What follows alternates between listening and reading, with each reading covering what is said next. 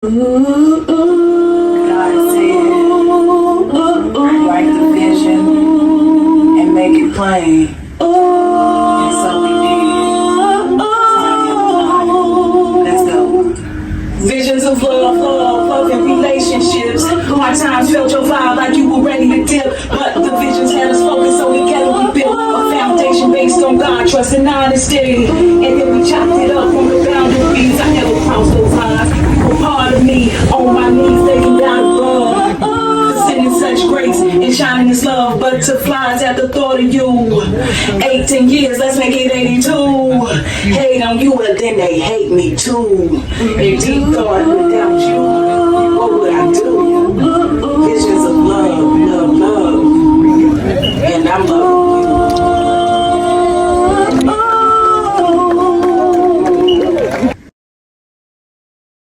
All right. Number 3, disregarding your partner's needs. Focus solely on your own wants and desires without considering the needs of your partner. This can create an imbalance and erode the foundation of trust and mutual support in a relationship. Disregarding your partner's needs. Yep, and that's what we just discussed. Yeah. Focusing solely on your own desires and wants without considering the needs of your partner. Yeah. Yeah, and like I said, that can be sex. Yeah. A lot of time it is. Yeah. A lot of times it is. And on the flip side, it's emotions too. Like us women, we feed on emotions. We love emotions. So don't neglect us of telling us, things like we beautiful or, stuff that make us feel good inside. Just because we've been together for a long time or just because you think you got me or whatever, still let me know, I'm beautiful sometimes, talk to her. Yeah, don't focus on your own. And him needs. Too. It go both ways. Yeah. Absolutely. Now, number 4 is lack of emotional availability. Keeping a guard up and refusing to share vulnerabilities or emotional intimacy with your partner. Yeah, you gotta be. Like I said, you gotta be able to share like vulnerable stuff, man. The more vulnerable you get, the more open your relationship get, the closer you get. Yeah. Because when you start like you holding up walls that you're not letting your partner all the way in there. So y'all still like this in a relationship. Right. You got a whole bunch of stuff that you not telling him you want to tell him, but he's like, I can't be vulnerable because it's like a wall and we split. Right. and know your partner too. Yeah. Know if he the type that you, because again, like we mentioned in the previous video, y'all make sure y'all watch the previous videos. There's some juicy stuff.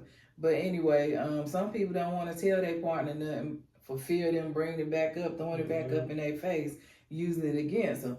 But you know the type. And if you with that type and y'all not married, perhaps you should reconsider, you might need to leave, don't don't walk into a marriage with somebody that's like that. I mean, you don't want that type of relationship. And if you married already and you love them and everything, perhaps y'all might need to take a break. Find yourself or get some therapy. But get therapy, man. I don't know. Like I say, man, it's hard to. If you can get out of the relationship, get out of the relationship, man. Ain't nothing like trying to beat somebody to love you. Again, that's why I deeply, solely think to wait some time before you hop into a deep relationship. So find yourself, get to know yourself, and self-love yourself, so you won't just take anything somebody willing to give you. It ain't what you want. Yeah, it's time. Love you. Yeah, it's time us as a people. Stop being lazy. Yeah. Do some research. Be aware. Do some research. Be aware. Ask questions. Even if you want to have them over or have her over, stay for a month or something. No sex or nothing. Just to see how this person is out of that year. Have them stay over. See how it is. Know the person before you hop into a marriage.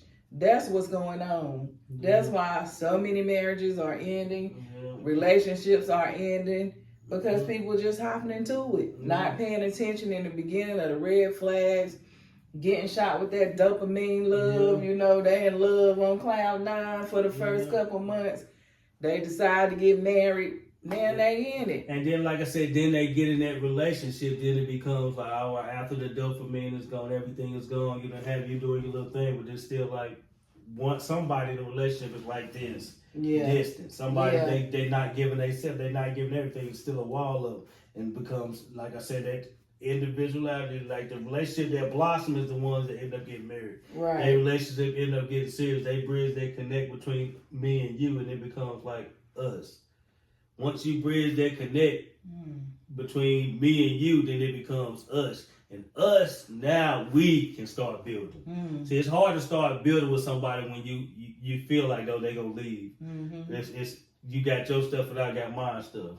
So y'all don't really get y'all get individual growth, but you don't grow together. Then you end up growing apart. Right. Because y'all both individually growing. You doing your thing, I'm growing, you growing, I'm growing, but you doing your thing, I'm doing my thing. Yeah, we together, but you still doing your thing, I'm doing my thing. Which brings us to number 5, which is prioritizing individual goals over relationship goals. Yep, that's the type of person that individuals, How you gonna make it in a relationship with your own goals?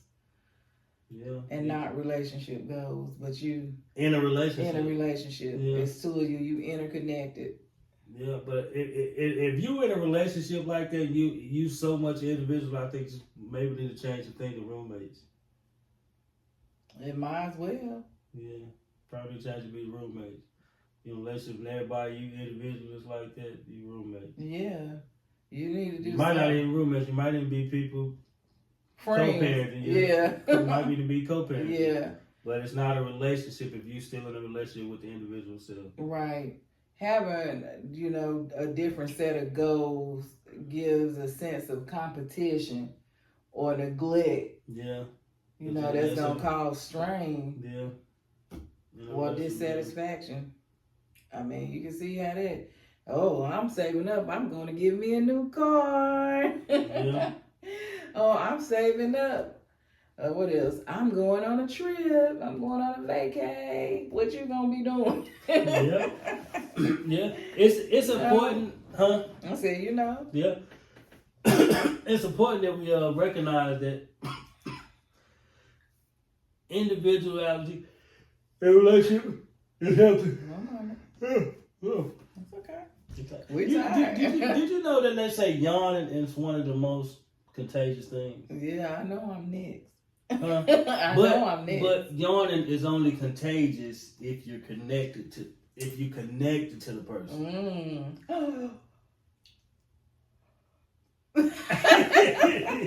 Yeah, they say, but yawning is only contagious if you like emotionally connected to the person. That's when it's like contagious. Like if you can see somebody that yawn if you connect to them. But somebody they're not really connected to, they come in and see you yawn and not really do nothing. I didn't know that. Yeah, connections everywhere. Yeah. Connections.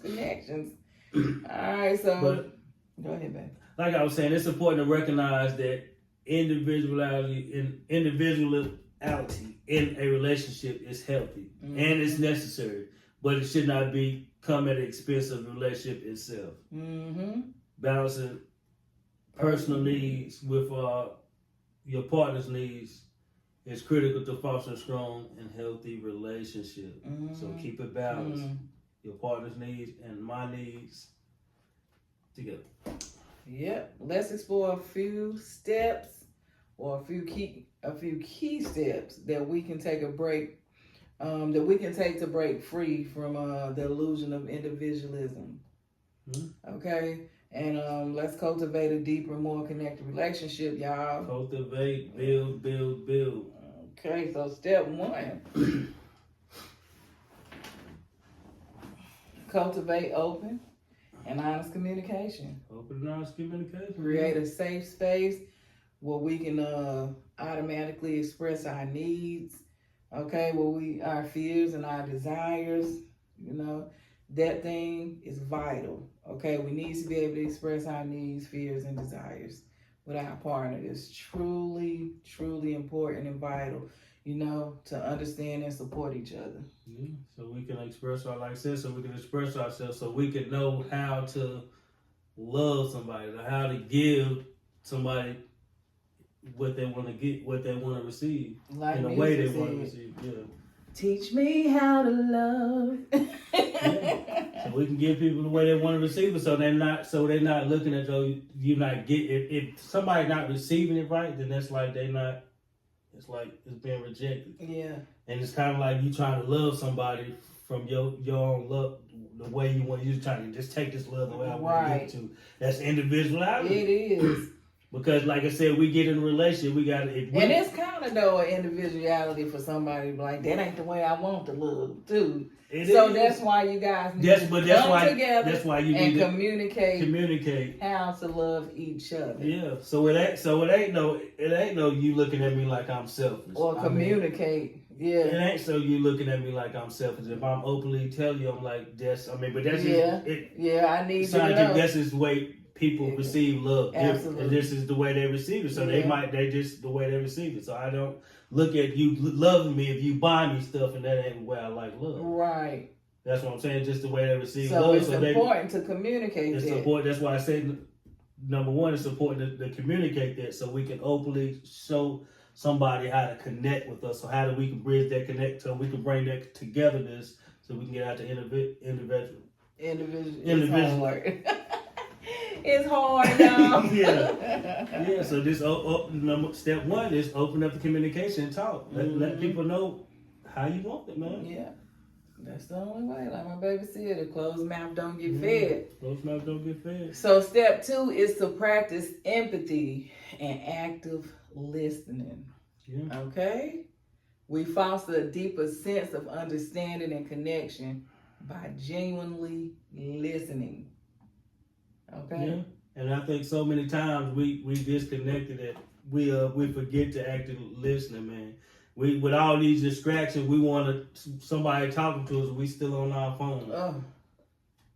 We still on our phone while we talking to them, or you talking to your kids and they can't even look at you in your face because they're not acting. And when you're not looking at somebody, you're not paying attention. You show that you're not actively listening. Yeah. I think one of the ways that, like I said, that we can practice empathy and active listening is to put down our electronic devices or cut off the TV. When our spouse is actually talking, we turn it around and we actually looking at them and doing eye contact and actually engage and then just giving them that. The conversation might not last number about 1 or 2 or even 3 minutes, maybe 10. I don't know. You might got somebody long-winded, but it might not last that long. But just to provide that simple connection, we looking at them and that's turning me on right now. See. It works. She talking. We just giving her undivided attention. I'm looking over. Yeah, it's a good thing. Yeah, we just like I said. Sometimes it don't take much, but when our spouse is talking to them, let's put down the phone. Absolutely. And then, like I said, it was Thursday. Let's try to just connect. Put down our phone when our spouse is talking. Let's simply look at okay, baby.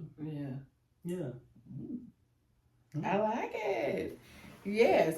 I wanted to bring up my baby took me out to eat. We went out to eat and I noticed a guy on his phone. Okay, so he had his girlfriend. He took her out. So he did a good thing. He dated. Yeah. But he was on his phone forever. And she was sitting there just lonely. Yeah. I'm like, wow. How you gonna do a good deed and take it back? And I see a lot of relationships like that. We out there in their phone. I mean, even if we, like I said, we at the house. He's in the living room playing a video game all day. Mm-hmm.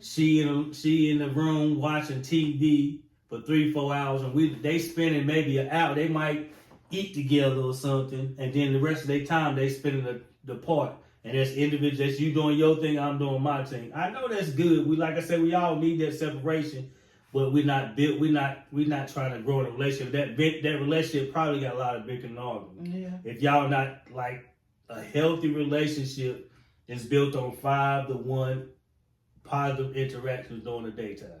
And if you having a lot of bad interactions, then you need to put more money in the bank. Yeah. The emotional love bank account. Absolutely. That means you need to have about 10 positive interactions. Yeah.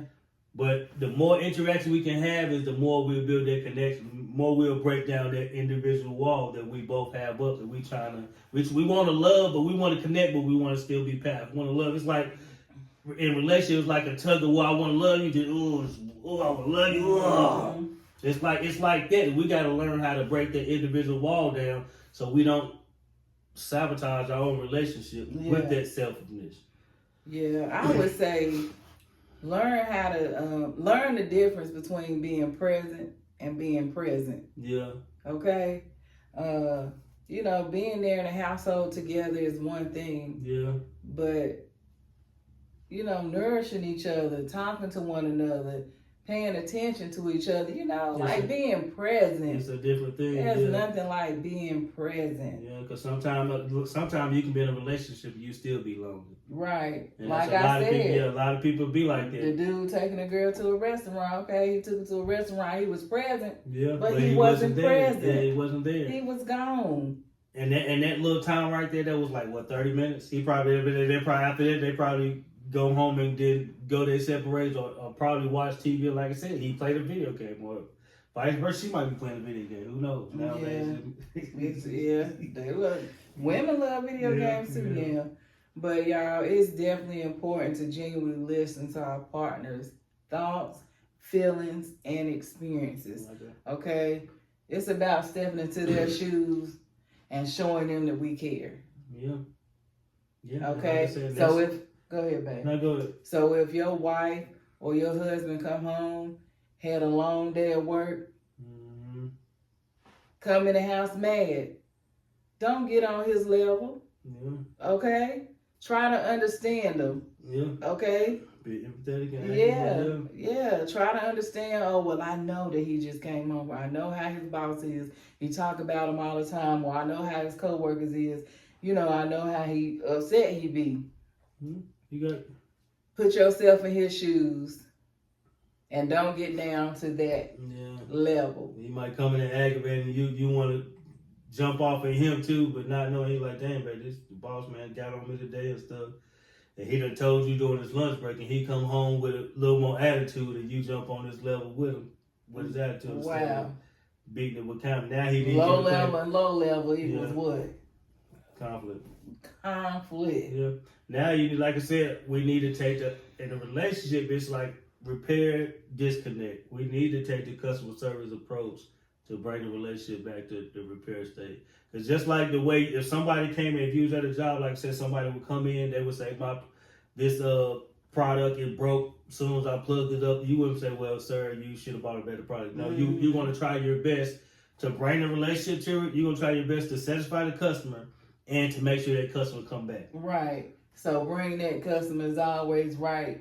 Yeah, it's sort of. It is, but you don't want to damage. You don't want to give no product away, but you still don't want to damage. You want him to be satisfied. Right. So that's the same thing in a relationship. You don't want to compromise your feelings, but you still want to make sure that my significant other is her feelings are met too. Right. Yeah. But the only way we do this, like I said, active listen. So this week, practice listening. Listen to your partner. Doing eye contact. Practice this week eye contact.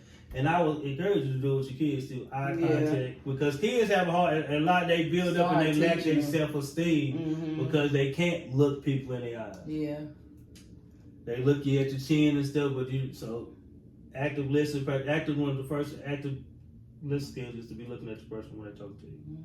And that's number 2. Yeah, that's step 2. Number 3. It's to foster shared dreams and goals. Yeah. As we talked about earlier, having different dreams and goals, it's just not good.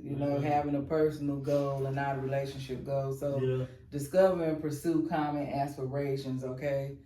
That's going to strengthen the bond in your relationship. And, it's just aligning our visions and cheering each other on. Yeah, like I said, one of the first things that we did was building our the credit.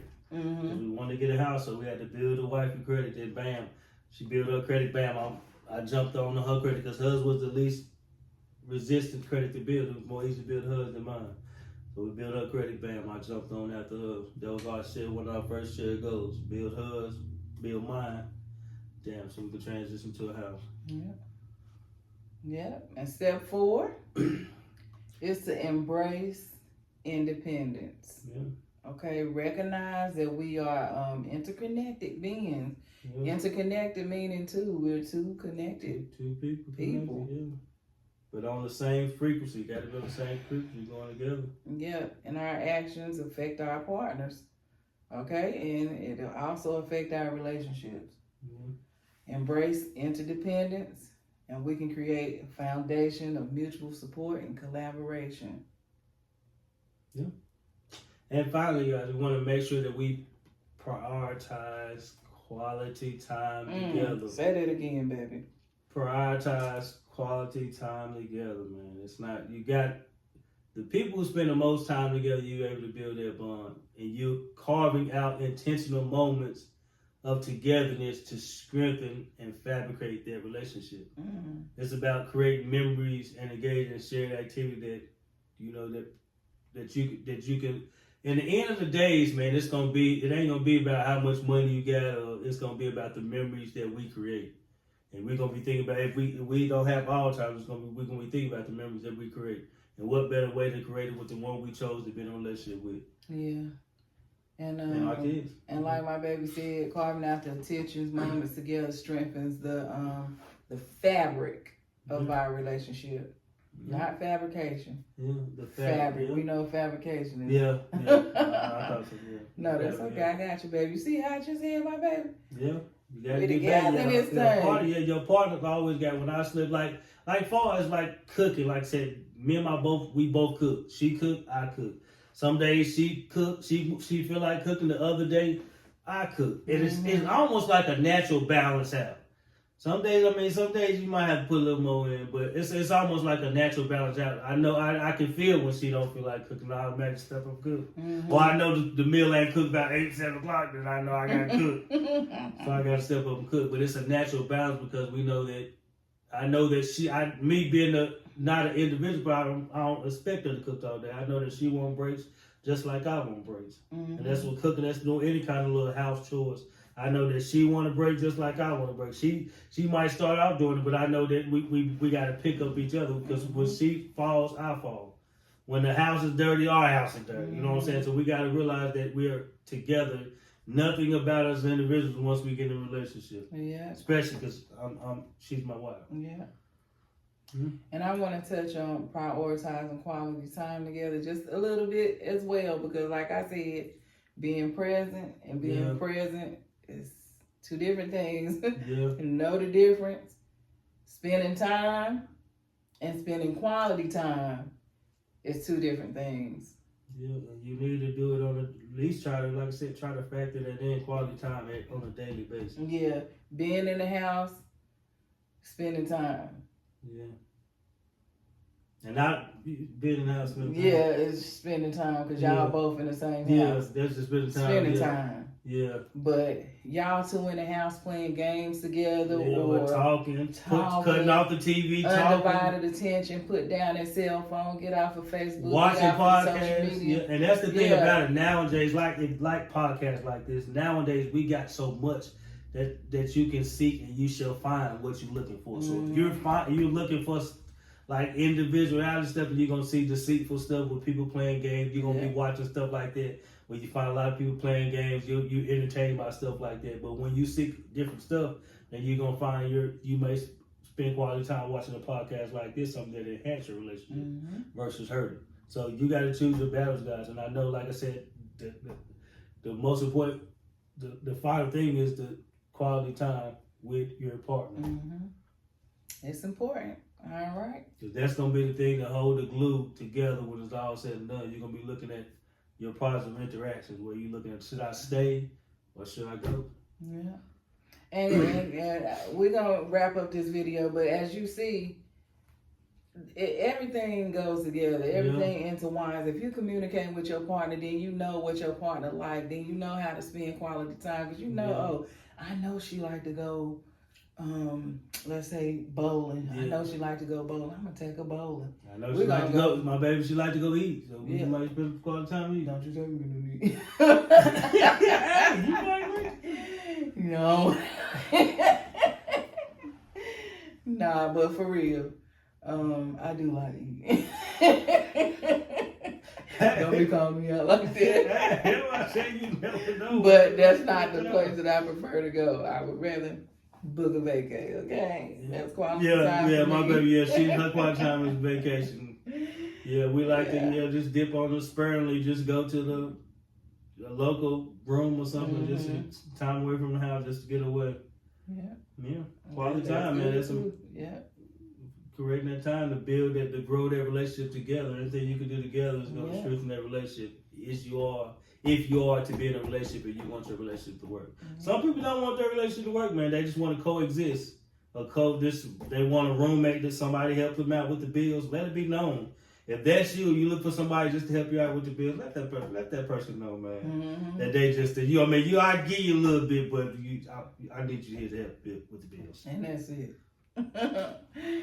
Okay, so y'all, this has been another episode of Visions of Love in Relationships. Again, I'm Tanya, this is Lamont. So let us know. What's the call to action? Yeah, I ain't finished. Oh.